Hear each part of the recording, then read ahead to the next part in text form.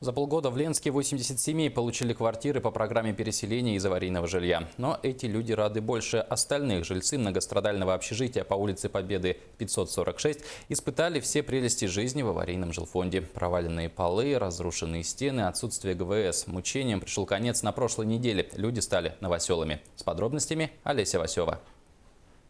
Сейчас эти коридоры пусты, но еще неделю назад здесь шла обычная жизнь.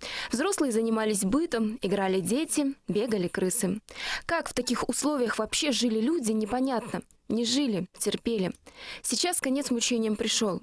В зале городской администрации тихо. Пришедшие сюда за ключами от новых квартир словно боятся спугнуть счастье. Глава города объясняет, старались ускорить расселение как могли. Со своей стороны, я бы в первую очередь хотел бы перед вами извиниться, за то, что мы слишком долго решаем этот вопрос. Я обещаю, что к 1 сентября 2017 года мы это общежитие снесем. Я вам даю слово. Только получив ключи, обладатели новых квадратных метров расслабились. Новый адрес страдальцев – Чапаева, 72, корпус 2. Две очереди этого дома с декабря 2015 года приняли жильцов 5 аварийных домов. Всего 80 семей. Новоселами с Победы 54Б стали те, кому можно было предоставить квартиры с равноценной площадью. Ни больше, ни меньше. Очень обрадовалась. Не ожидала, что я получу. Ожидала в 2017 году, как сказали.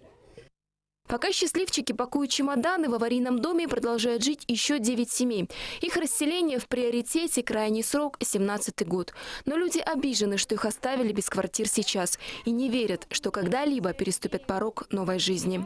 Но это как раз наименьшая из бед. Семьи, которые сами живут буквально в притоне, а социальными элементами не напугать. Куда страшнее крысы, которых, конечно же, не будет в новых квартирах, куда обязательно переедут все жильцы Победы 54Б.